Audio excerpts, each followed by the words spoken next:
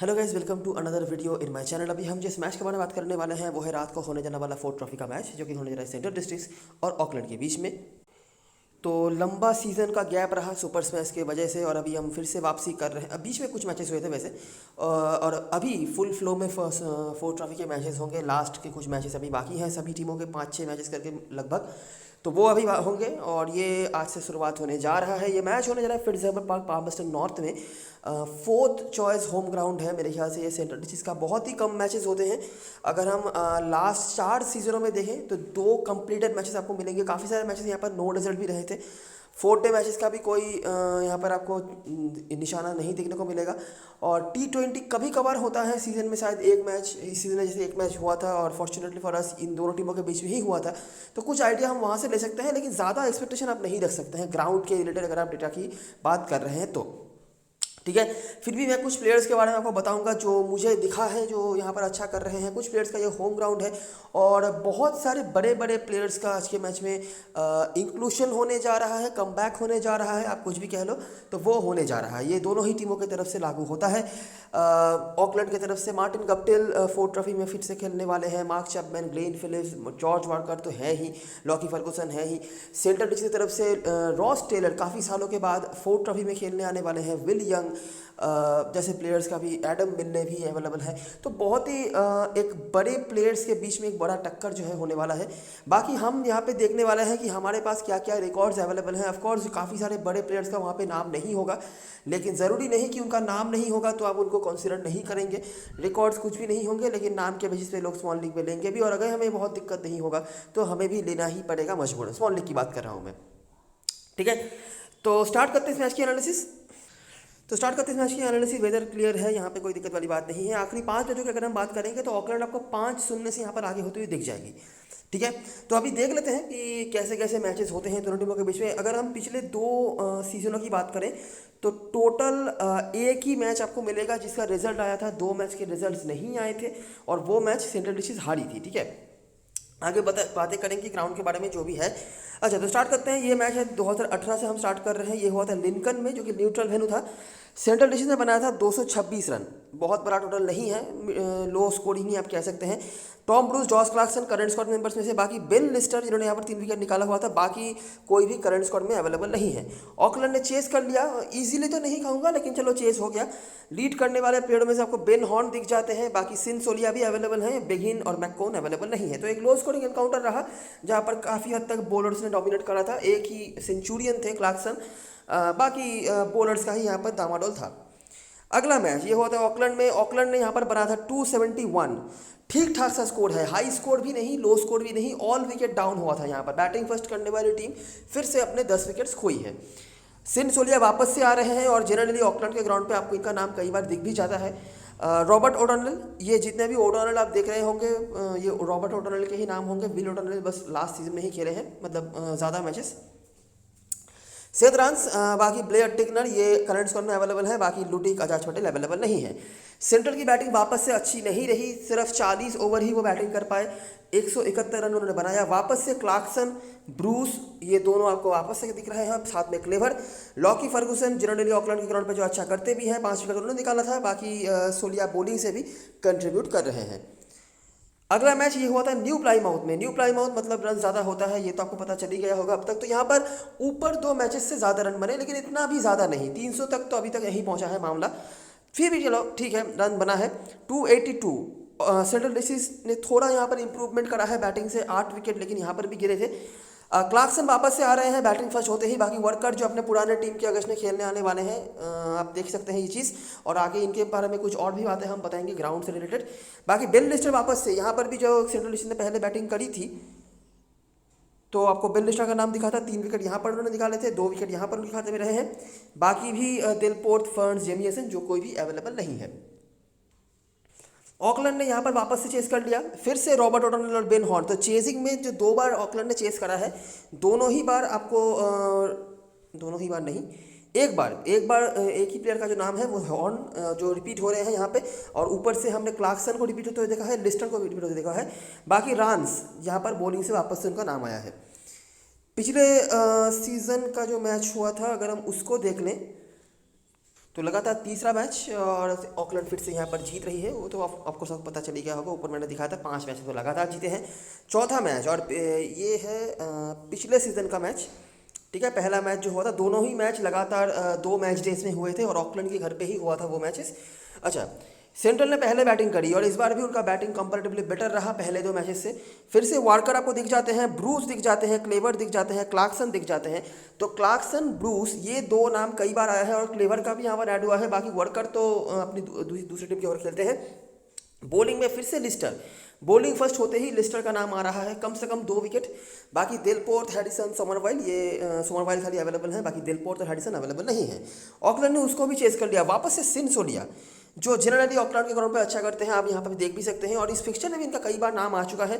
Robert Odonil, Lennox के 2 wicket से, बाकी क्लार्कसन बॉलिंग से भी कंट्रीब्यूट कर रहे हैं। क्लार्कसन के भी काफ़ी कंट्रीब्यूशन आए हैं। बैटिंग फर्स्ट जब भी हो रही है टीम, सेंट्रल डिस्ट्रिक्ट की टीम का, तो एक सेफ पिक बन रहे हैं, कुछ ना कुछ स्कोर्स बना रहे हैं वो। बाकी बॉलिंग से भी यहाँ पर कंट्रीब्यूट करा है। और इनके सबको नहीं पता हो, क्लार्कसन ने बॉलिंग कराना शुरू किया था सुपर स्मैश के एंड मोमेंट्स में जाके, 1-2 ओवर करके उन्होंने बॉलिंग कराना शुरू किया था। तो उम्मीद कर सकते हैं हम कि अगर फुल फिट अभी भी वो नहीं हुए हैं, तब भी कुछ ओवर की बॉलिंग तो वो करा ही सकते हैं। और लास्ट जो मैच हुआ था इस सेम ग्राउंड पे 2 दिन के बाद हुआ था। इस बार ऑकलैंड ने पहले बैटिंग करा, 311 रन उन्होंने बनाए। वापस से आपको सोलिया दिख जाते हैं, बाकी ये दोनों अवेलेबल नहीं है। क्लार्कसन इस बार बॉलिंग से 2 विकेट, लेनॉक्स और इनके साथ, बाकी बॉलर्स अवेलेबल नहीं है। सेंट्रल डिस्ट्रिक्ट का बैटिंग वापस से उतना अच्छा नहीं रहा, क्लेवर और विल यंग ने परफॉर्म करे थे। और ये कुछ बॉलर्स आप नोटिस कर सकते हैं, बिल लिस्टर चेजिंग में जो 2 बार बॉलिंग सेकंड कराई है ऑकलैंड ने, 2 बार में उनका नाम नहीं आया है। लेकिन जैसे ही बॉलिंग फर्स्ट उन्होंने कराया है, 3-2-2 ऐसे विकेट्स उनके रहे हैं। इसके अलावा भी हमने सिनसोलिया का नाम देखा है, Tom Bruce, Josh Clarkson consistently यहाँ पर आए हैं सेंट्रल की तरफ से मोस्टली। इसके अलावा भी हमने क्लेवर का भी नाम देखा है। और उस तरह से और कोई खास हमें देखने को नहीं मिले हैं करंट स्क्वाड मेंबर्स में से अगर हम बात करेंगे तो, ठीक है। वर्कर ऑफकोर्स दूसरे टीम के होकर खेलते हैं, तो ज़्यादा कोई बात यहाँ पर बताने की ज़रूरत नहीं है। और ओवरऑल अगर हम सेंट्रल डिस्ट्रिक्ट की बैटिंग की बात करें तो वो थोड़ा सा बैक पे रहा है, मतलब पीछे चल रहा है। 5 में से 3 मैचेस में उनकी बैटिंग खराब रही है। जिन 2 मैचेस में अच्छा रहा था, वहाँ पे वो मैच जीत नहीं पाए अपने बॉलिंग की वजह से। तो ओवरऑल यहाँ पे सेंट्रल से पीछे रही है, कभी बैटिंग कभी बॉलिंग। ओवरऑल बैटिंग मोस्टली यहाँ पर खराब रहा है, बाकी बॉलिंग का भी उतना अता पता नहीं रहा है। और एक चीज़ जो एक और आप नोटिस कर सकते हैं कि सेंट्रल चाहे बैटिंग उन्होंने कितना भी अच्छा करा क्यों ना हो, देखिए 282 उन्होंने बनाया था, लेकिन 8 विकेट उनके गिरे। मतलब आपको ऑकलैंड के बॉलर्स भी ज़्यादा लेने पड़ रहे हैं अगर आप मैचेस को फॉलो कर रहे हैं तो। लिस्टर यहाँ पर कंसिस्टेंट आए हैं बॉलिंग फर्स्ट में, जो हमने डिस्कवर करा है। और यहाँ पर भी उन्होंने 309 जैसे बनाए थे, 7 विकेट फिर भी गिरे, ठीक है, लिस्टर के साथ दिलपोर्ट। जबकि ऑकलैंड के गिरे सिर्फ 4 विकेट और 3 ओवर लगभग उनके हाथ में भी थे, ठीक है। तो यही कुछ चीज़ें हैं जो आप नोटिस कर सकते हैं। तो ये रही पूरी कहानी जो हम देख सकते हैं हेड टू हेड से जो जो चीज़ें बताने लायक था। ऑकलैंड यहाँ पर डोमिनेट कर रही है, या आप देख सकते हैं कभी भी ऐसा कोई मैच नहीं बना है जहाँ पर ऑकलैंड को कम से कम फाइट भी करा है सेंट्रल डिस्ट्रिक्ट ने। चाहे वो कुछ भी करे, जब उनका बैटिंग बुरा रहा है तब तो इजी मैचेस वो जीते ही हैं, जब उनका बैटिंग अच्छा भी रहा है तब भी ऑकलैंड ने ईजिली चेस कर लिया, ठीक है। तब भी मतलब जो चेसिंग वाली बात आई थी तब भी उन्होंने चेसिंग कर लिया। जैसे यहाँ पर 3 ओवर रहते चेस कर लिया, 4 विकेट खोकर, उसके बाद यहाँ पर भी 2 ओवर रहते चेस कर लिया। तो कोई दिक्कत अभी तक ऑकलैंड को नहीं हुआ है इस पिक्चर में जो हम नोटिस कर पा रहे हैं। और स्पेशली जो चीज़ हम बता पाएंगे कि सेंट्रल की बॉलिंग भी यहाँ पर उतनी अच्छी नहीं रही है बैटिंग के साथ भी। तो किसी भी तरीके से कोई कंपटीशन नहीं है अभी तक, अगर हम आखिरी 5 मैचों की बात करेंगे तो। बाकी देखते हैं हमारे पास आगे क्या क्या चीज़ें हैं। अच्छा, एज ए बोनस एक चीज़ मैं आपको दिखा सकता हूँ, इस सीजन में इस ग्राउंड पे सुपर स्मैश का मैच भी हुआ था और लकीली फॉर अस वो भी इसी दोनों टीमों के बीच में हुआ था। तो वहाँ पे क्या हुआ था, सेंट्रल ने बना था 168, डिसेंट स्कोर आप कह सकते हैं, 5 विकेट ही सिर्फ खोए थे। क्लेवर यहाँ पर भी उनका नाम आया है, बाकी कोई भी अवेलेबल नहीं है। बॉलिंग फर्स्ट में फर्गूसन को आप ऐसे भी कंसिडर कर ही लेते हैं, बाकी अशोक है और दिलपोर्ट अवेलेबल नहीं है। ऑकलैंड ने उसको भी चेस कर लिया था, ठीक है। तो फिर से देखिए ऑकलैंड की बैटिंग अच्छी रही और सेंट्रल की बॉलिंग अच्छी नहीं रही। इस बार लीड करा था गप्तिल ने और ब्लेयर टिकनर हमें दिखे थे, 3 विकेट उन्होंने निकाले थे और सेतरांस, ये 2 बॉलर्स से जिन्होंने परफॉर्म करा था। अब इसको कितना सीरियसली लेना है नहीं लेना है वो मैं नहीं बता सकता, लेकिन ये एक मैच है जो मैं आपको दिखा सकता हूँ, ठीक है। और आप रेलिवेंट मान सकते हैं इसको कुछ हद तक भी, क्योंकि यही आखिरी मैच है जब ये दोनों टीमें इस ग्राउंड पे खेल के जाए, कोई सा ही फॉर्मेट हो। बाकी और कुछ बताने के लिए नहीं है, क्योंकि किसी भी फॉर्मेट में इन दोनों टीमों के बीच मैच नहीं हुआ है। इन दोनों टीमों के बीच छोड़ दीजिए, इस ग्राउंड पे ही बहुत कम मैचेस होते हैं, तो उस तरह से हम और कुछ ढूंढ नहीं पा रहे हैं। तो ये सारी चीज़ें जो हेड टू हेड में बताने लायक था, रेलिवेंट इरेलीवेंट जितना भी था, हमने लगभग सब कुछ रख दिया है। अभी हम बात करते हैं थोड़ा बहुत रिकॉर्ड्स के बारे में। तो अगर हम यहाँ पे आएंगे तो कुछ नाम हमको थोड़ा एस्टॉनिश कर सकते। अच्छा, सिन सूर्या का तो नाम आपने देखा ही है, 9 में से 4 बार 50+ स्कोर उनका है। ऑकलैंड के ग्राउंड पे बेटर है, लेकिन ऑकलैंड के बाहर भी उन्होंने परफॉर्म करा है। अगर आपने स्पेसिफिकली देखा होगा, देखो ऑकलैंड का ग्राउंड पे जब ये मैचेस हुए थे, जो लास्ट मैच हुआ था सिन सूर्या ने मारा था 57, उसके पहले वाले मैच में 121, तो ऑकलैंड के ग्राउंड पे रन उन्होंने बनाए। उसके पहले अगर हम देखेंगे तो ये मैच हुआ था न्यू प्लाईमाउथ में, तो ऑकलैंड के ग्राउंड ये यहाँ पर सूर्या का परफॉर्मेंस नहीं था। उसके बाद वापस से आखिरी 5 में जो 3 ऑकलैंड के ग्राउंड पे मैचेस हुए हैं, तीनों ही बार सूर्या ने धागा खोल के रखा है वैसे। लेकिन उसके पहले भी एक बार उन्होंने 37 बनाया था, जो कि ऑकलैंड के ग्राउंड पे नहीं था। लेकिन जो हम कह सकते हैं कि रिकॉर्ड्स उनके बेटर हैं, भले ही वो ऑकलैंड के ग्राउंड पे बेटर हो, लेकिन है, आप देख सकते हैं ग्लेन फिलिप्स डिसेंट है, खास कुछ नहीं आप कहेंगे। 35-36 के बीच में औसत है, नॉट आउट भी रहे होंगे।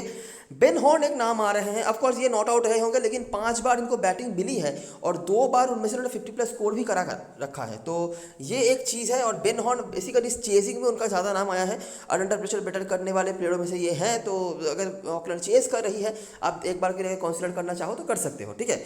सेंट्रल की तरफ से जॉर्ज वार्कर अभी हो गया इनका, सेंट्रल की तरफ से और कोई इनिंग्स यहाँ पर बढ़ने वाला नहीं है, लेकिन डिसेंट रिकॉर्ड्स इनके रहे हैं।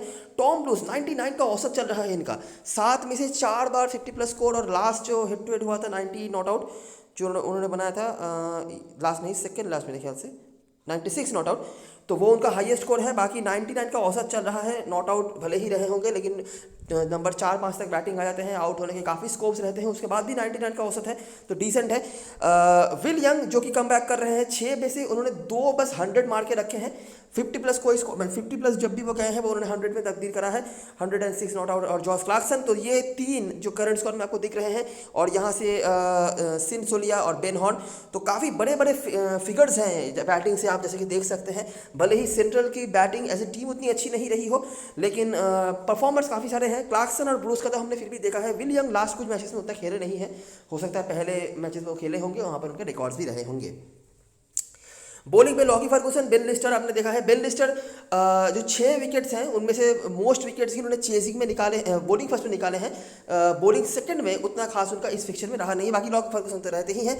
सेंट्रल की तरफ से सित्रांस और जॉर्ज वार्कर बॉलिंग से भी काफ़ी एक फेवरेट फिक्चर रहा होगा, अगर आप रिकॉर्ड्स की मानेंगे तो जॉर्ज वार्कर के लिए, जब वो सेंट्रल के होकर खेलते थे। अभी तो चलिए टीम बदलने वाला है इनका, और बेन व्हीलर जो कि अवेलेबल नहीं है। तो ये कुछ इंडिविजुअल्स हैं जो आप नोटिस कर सकते हैं अगर आप रिकॉर्ड्स की मानेंगे तो।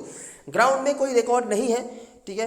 2-3 मैचेस मुझे मिले हैं, उससे जो आइडिया मुझे लग रहा है वो मैं आपके सामने रखूंगा। पहले मैं आपको जो रिसेंट 2 मैचेस हैं वो आपको दिखा दूं, 2 या 3 मेरे ख्याल से हैं, 2 मैचेस हैं, तो वो मैं आपको दिखा दूं। तो रिसेंट आखिरी अगर हम 3-4 सीजन तक जाएं तो 2018 में आपको एक मैच मिलेगा, उसको भी 4 साल हो गए हैं। क्या हुआ था, कैंटरबरी बनाम सेंट्रल का मैच हुआ था। कैंटरबरी तो बनाया था 286, काफ़ी बड़ा स्कोर है आप कह सकते हैं। जिनमें से क्लार्कसन, मिलने, टिकनर ये करंट स्क्वाड मेंबर्स में से हैं जिन्होंने एक करके विकेट निकाला था। अजाज पटेल के 2 विकेट से अवेलेबल वो नहीं है। सेंट्रल ने उसको चेस कर लिया था, लीड करा था बेन स्मिथ। अभी इस नाम को थोड़ा गौर से देखना पड़ेगा। विल यंग, जॉर्ज वार्कर, बाकी पेसर्स का अपर हैंड रहा है दूसरे इनिंग्स पे भी, और विकेट्स भी ज़्यादा गिरे हैं दूसरे इनिंग्स में। उसके बाद सेंट्रल और वेलिंगटन के बीच में मैच हुआ था, 261, उतना खास नहीं। वापस से बेन स्मिथ, जॉर्ज वार्कर, ठीक है, दोनों रिपीट हो रहे हैं। बिगिंस के यहाँ पर कुछ परफॉर्मेंसेस से पेसर्स के साथ, स्पिनर्स के कुछ विकेट, तो ऊपर अजाज पटेल आए थे और यहाँ पर लिनॉक्स आ गए थे, जो उनके जगह पर उन्होंने विकेट निकाला था। वार्कर के यहाँ पर विकेट्स भी थे वैसे, तो spinners, finger spinners specially wickets निकाल रहे हैं, एक दो करके, शायद डोमिनेटिंग कुछ नहीं, लेकिन विकेट्स वैसे है। और वेलिंगटन की तरफ से आपको पता ही होगा, यंग हस्बैंड जो होते हैं लेग स्पिनर, उन्होंने विकेट निकाला हुआ था, और माइकल ब्रिस्वेल। लेकिन देखने वाली बात यह है कि भले ही मशक्कत करना पड़ा हो, लेकिन दोनों ही मैच में चेजिंग टीम जीती है, ठीक है। और यही रिसेंट समय में मैचेस हैं, और यही लास्ट मैच है जो पिछले एडिशन में हो रहा था मेरे ख्याल से।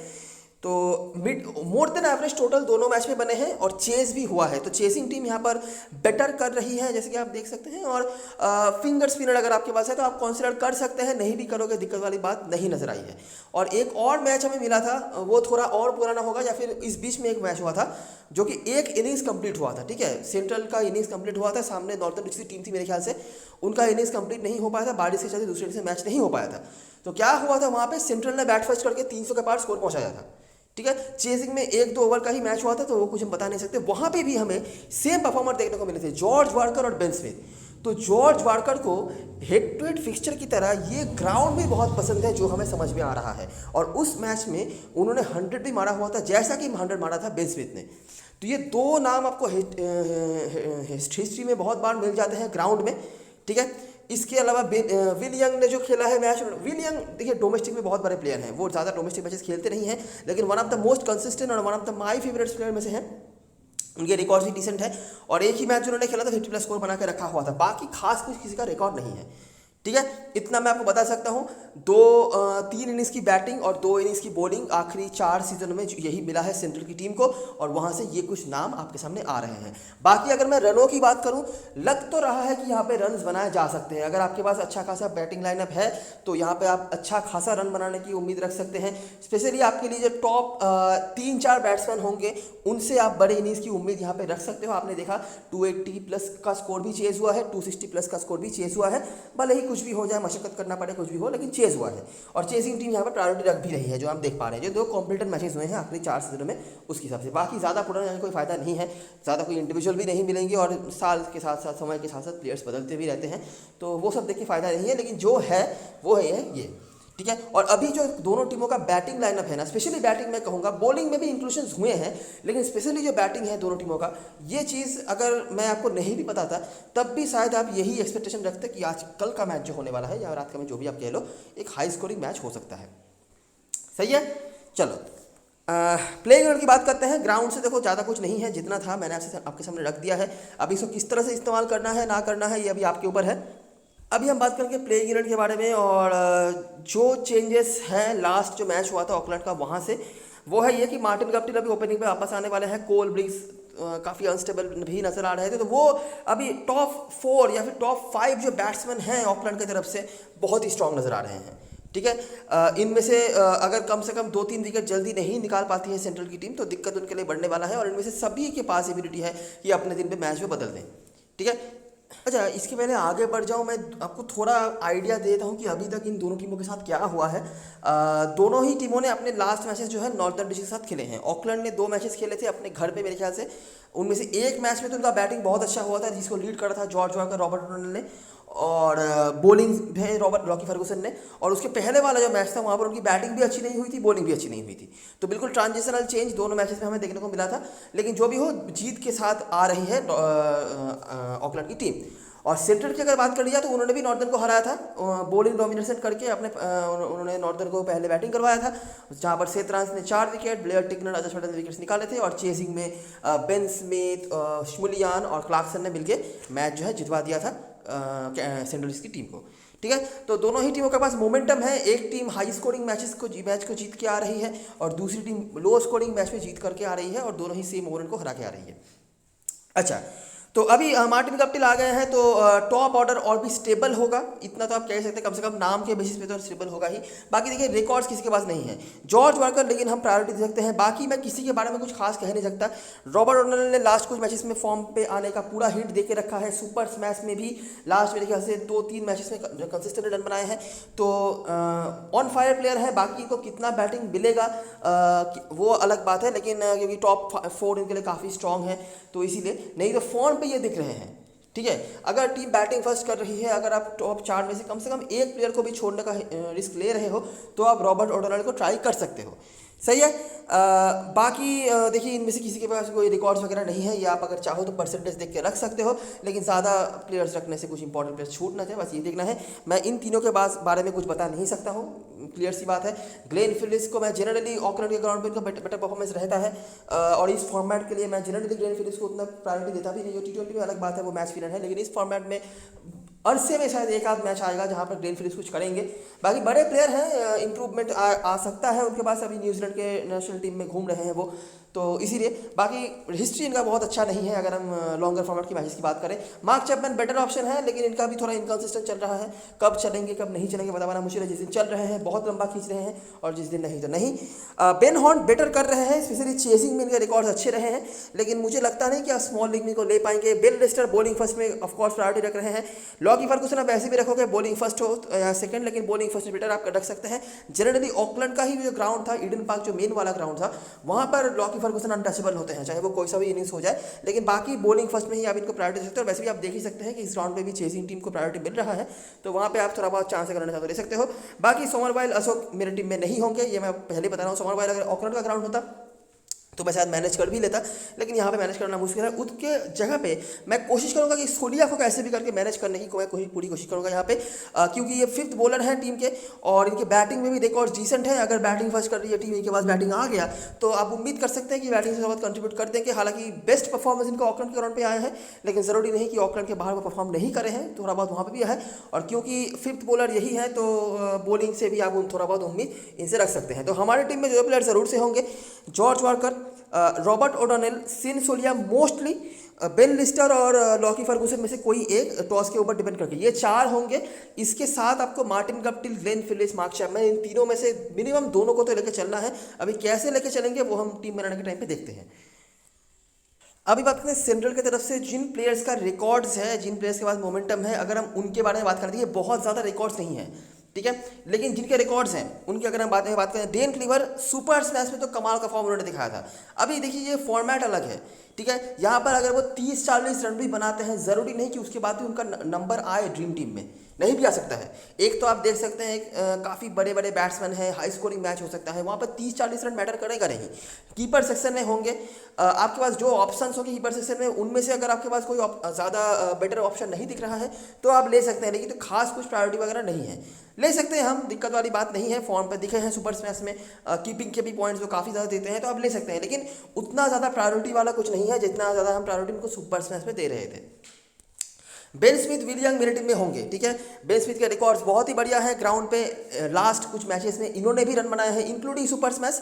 लोग इनको उस तरह से कॉन्सिडर शायद नहीं कर पाए बड़े बड़े नामों के बीच में, लेकिन अगर आप एक हाई स्कोरिंग मैच की टीम बना रहे हो तो बेन स्मिथ का नंबर भी आना चाहिए, जिसके आना चाहिए विल यंग का नंबर भी। रॉस टेलर आ रहे हैं, अभी देखिए इनके बारे में मैं कुछ बता नहीं सकता, इतना बता सकता हूँ कि ये उन्होंने अपना शुरुआत जो है इस ग्राउंड से करा था, तो एक kind of home ground type का है इनके लिए, लेकिन ये होम ग्राउंड पे भी काफ़ी सालों से वो खेले नहीं हैं, ठीक है। और इसका रीज़न आपको पता ही होगा, इंटरनेशनल क्रिकेट वो खेलते हैं, इसीलिए अभी किस तरह से आपको इनको कंसीडर करना है ये भी आप देख सकते हो। मेरे टीम में अगर मुझे स्पेस की कमी नहीं हो रही है बाकी लॉजिकल प्लेयर्स लेने में, तो मैं शायद इनको ले भी लूँ, लेकिन अभी देखना पड़ेगा कि हम क्या कर पाते हैं, है ना। बहुत मुश्किल होगा, आप समझ सकते हैं, इतने सारे बड़े बड़े नाम हैं, एक बार के लिए हम ग्लेन फिलिप्स, मार्क चैपमैन, उनको कंसीडर नहीं कर पा रहे, कहाँ पे रखें कहाँ पे नहीं, तो रॉस टेलर देखना पड़ेगा क्या कर सकते हैं आप। अब बाकी देखो रिकॉर्ड्स वगैरह कुछ नहीं है, मैं कुछ बता नहीं सकता। टॉम ब्रूस रिकॉर्ड्स बहुत अच्छे हैं, थोड़ा नीचे ही बैटिंग आ सकते हैं, लेकिन रिकॉर्ड्स बहुत ही बढ़िया है इनका, और मोमेंटम भी है, सुपर स्मैश से अच्छा कर रहे हैं, बैटिंग से भी बॉलिंग से भी, ले सकते हैं हम, देखते हैं हम कहाँ पे ले पाते हैं। वैसे चेसिंग में मुझे लगता है आप बेटर इनको प्रायोरिटी दे सकते हो। क्लार्कसन एक और ऑप्शन है, अगर आपको दोनों ऑलराउंडर्स आपको दिख रहे हैं सेंटर की तरफ से, ब्रेसवेल और क्लार्कसन, इन दोनों में से एक को लेना है तो एनी डे मैं क्लार्कसन के नाम का आपको बोलूँगा। और अभी क्योंकि ये बॉलिंग भी कराना स्टार्ट कर चुके हैं, तो मुझे लगता है डेफिनेटली आपकी टीम में होनी चाहिए। और जैसे जैसे टाइम आगे जाएगा ना, आपको पता चल जाएगा क्लार्कसन ना सिर्फ टीम पे रहने लायक बल्कि कैप्टन वाइस कैप्टन मटेरियल भी होते हैं, जो आपको धीरे धीरे पता चल भी जाएगा। उसके बाद लेनॉक्स है, सेत्रांस, ब्लेयर टिग्नर, एडम मिल ने, खास किसी के कुछ रिकॉर्ड नहीं है। सेत्रांस का थोड़ा बहुत रिकॉर्ड है और मोमेंटम भी इनके पास है, सुपर स्मैश से बहुत ही बढ़िया परफॉर्मेंस इनका रहा है, तो हम इनको ले सकते हैं। ब्लेयर टिग्नर उतना खास कुछ नहीं रहा है सुपर स्मैश की अगर हम बात करें तो, और यहाँ पर भी उतना खास कुछ रिकॉर्ड्स इनके नहीं हैं, देख सकते हैं हम। ऊपर हमें देखिए ऑलरेडी लॉकी फर्गूसन लेना है, शायद हम बेन लिस्टर को भी ले रहे हैं, उसके बाद अगर हम सेत्रांस को भी ले रहे हैं तो 3 बॉलर यहाँ पर हो गए, और एक और बॉलर अगर हम ऐड कर जाए तो बैटिंग हेवी टीम तो बनाना हो गया हमारा। तो देखना पड़ेगा क्या कर पाते हैं हम, शायद बेन लिस्टर और ब्लेयर टिग्नर या एडम मिल ने, इनमें से एक को ही हम ले पाएंगे, तो वो टीम बनाने के टाइम पे देखते हैं। बाकी बेंच पे जो फील्ड होंगे खेलने का चांस मेरे ख्याल से नहीं मिलेगा। ऑकलैंड की तरफ से बात करेंगे तो वार्कर परसेंटेज कैप्टन होने चाहिए लास्ट कुछ इनिंग्स के बाद, और इस सीजन में हाईएस्ट रन स्कोरर भी चल रहे हैं फोर्थ ट्रॉफी में।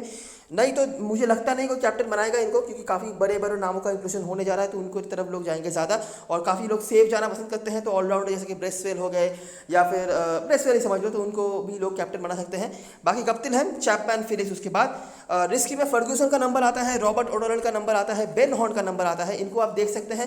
बेन हॉर्न स्पेशली चेसिंग में कैप्टन वाइस कैप्टन के नहीं कह रहा, लेकिन आप ले सकते हो अगर ऑकलैंड चेस कर रही है तो, और स्पेशली अगर आप टॉप के कुछ प्लेयर्स को छोड़ रहे हो तो। सेंट्रल की तरफ से टेलर और ब्रेसवेल, इनकी इर्द गिर्द लोग जा सकते हैं, नाम के बेसिस पे मैं कह रहा हूँ। मुझे लगता नहीं टेलर को कैप्टन बनाएगा, लेकिन नाम के बेसिस पे लोग बना भी सकते हैं, क्या पता। उसके बाद क्लेवर, ब्रूस जो परफॉर्म कर रहे हैं और रिकॉर्ड्स भी इनके हैं, स्पेशली ब्रूस के।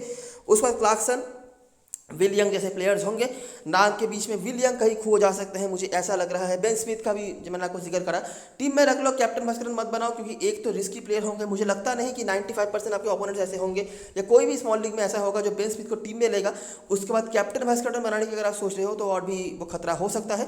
तो इसीलिए बाकी ये कुछ शॉर्ट लिस्टेड प्लेयर होंगे जिनके ऊपर आप फोकस कर सकते हो स्मॉल लीग में अगर आप कैप्टन भास्करन बनाने की सोच रहे हो तो। अच्छा, तो जैसा मैंने आपको बताया कि बहुत ही मुश्किल होगा कि यहाँ पे आप अपने बहुत सारे इंपॉर्टेंट प्लेयर्स को मैनेज कर पाएँ। मैंने ऑलराउंडर सेक्शन में खाली क्लार्कसन को रखा है। अगर आप लॉजिकल प्लेयर्स का ढूंढ कर रहे हो तो क्लार्कसन और सोलिया ये दोनों आपको ऑलराउंडर सेक्शन में मिल जाएंगे। लेकिन प्रॉब्लम यहाँ पे सिर्फ ख़त्म नहीं हो रहा है आपके लिए, आपके वही यहाँ पे ब्रेसवेल भी हैं, चैपमैन भी है, जिनको लोग ले रहे हैं। कहीं पे अगर मैच कुछ उल्टा फुल्टा हो गया, जहाँ जो न्यूजीलैंड में काफ़ी ज़्यादा होता है, जो मैं कई बार बता भी चुका हूँ, और अगर मैच लो स्कोरिंग हो गया, ठीक है, बड़े बड़े बैट्समैन अगर कई जगह पे फेल हो सकते हैं, अगर वो आज ही हो गए तो आपके तो सत्यानाश हो जाएंगे, क्योंकि ऑलराउंडर्स तब आके भतेरा पॉइंट देखे जाएंगे। स्पेशली ब्रेसवेल, सोलिया, क्लार्कसन तो चलिए रख लिया आपने, तो ऐसे जो ऑलराउंडर जिनको फुल एक्सपोजर मिलने वाला है। सही है। देखो ये 3 और ये 4 बैट्समैन मेरी टीम में ज़रूर से होंगे। 5 और 6 दो ऑप्शंस हैं आपके पास अगर आप batting section full cover up करना चाहते हो। मैंने गप्टिल को रखा है क्योंकि गप्टिल ने लास्ट जो सुपर स्मैश का मैच हुआ था रन बनाया था। मेरा मानना यह है कि आप जनरली गप्टिल को बैटिंग फर्स्ट में प्रायोरिटी देना चाहते हो, लेकिन बैटिंग सेकंड में रन बनाया था। बाकी बड़े प्लेयर हैं, काफ़ी लोग कैप्टन हो सकते हैं स्मॉल लीग में, आप शायद छोड़ना नहीं चाहोगे। अगर आप छोड़ रहे हो तो आपके पास क्या क्या ऑप्शन है। इवन गप्टिल के साथ भी अगर आप एक और बैट्समैन लेना चाहते हो तो कौन कौन से ऑप्शन हैं।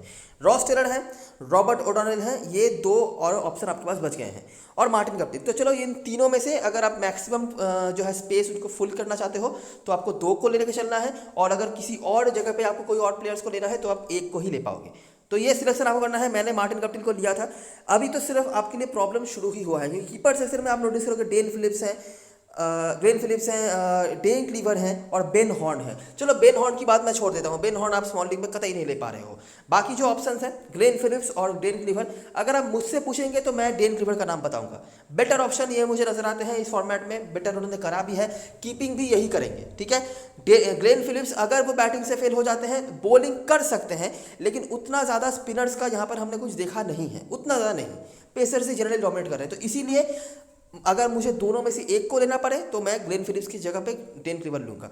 अगर आप चाहते हो तो बैटिंग सेक्शन में 5 प्लेयर्स को लेके 2 कीपर भी लेके चल सकते हो, उसका भी आपके पास ऑप्शन होगा, या फिर ऑलराउंडर सेक्शन से आप सोलिया को ले सकते हो। अभी सोलिया मैं जनरली सजेस्ट नहीं करूंगा आपको स्मॉल लीग में। 2 रीज़न है। एक तो देखिए आपके पास स्पेस नहीं मैनेज होगा, मुझे लगता नहीं कोई सोलिया को लेके आएगा भी, उतना ज़्यादा उन्होंने अच्छा करा भी नहीं था, सुपर से कोई मोमेंटम वगैरह हमने दिखा नहीं था। और दूसरी बात यह है कि उनका बेस्ट परफॉर्मेंस जो है वो ऑकलैंड के ग्राउंड पे आया है, ये आपने नोटिस करा है। मतलब मोस्ट 50+ स्कोर 100 वगैरह उन्होंने बना है, वो ऑकलैंड के ग्राउंड बनाया है। अभी क्योंकि 5th बॉलर हैं तो इसीलिए हम थोड़ा बहुत सोच भी रहे हैं उनके बारे में, नहीं तो मुझे लगता है कि आप इनके ऊपर चांस ले सकते हो। तो सोलिया के जगह पर आप एक्स्ट्रा बैट्समैन भी ले सकते हो। बॉलर मैं 3 ही लेके चलूंगा, सेथ राज और शायद लॉकी फर्गूसन को मैं लेके चलूँ। इसके साथ आप यहाँ पे ऐड कर सकते हो, अगर ऑकलैंड पहले बॉलिंग करा रही है तो आप ले सकते हो यहाँ पे आपको जो मिल जाएंगे बेन लिस्टर, और अगर हमारे सेंट्रल डिशेस पहले बॉलिंग करा रहे हैं तो मिलने और यहाँ पे टिकनर होंगे, इन दोनों में से किसी एक को ले सकते हो। मैं समझ लीजिए आप मिलने को ही ले रहा हूँ। टिकनर ने लेकिन लास्ट जो हेड टू हेड हुआ था इस ग्राउंड पे 3 विकेट निकाले हुए थे, वो याद रखना। तो बस ऐसा एक स्ट्रक्चर हम फिलहाल के लिए बना रहे हैं। ये सोलिया के जगह पर हम किसी और को ले सकते हैं। अगर ऑकलैंड पहले बैटिंग करवा रही है तो हम शायद रॉबर्ट ओडोनेल को भी ऐड कर सकते हैं।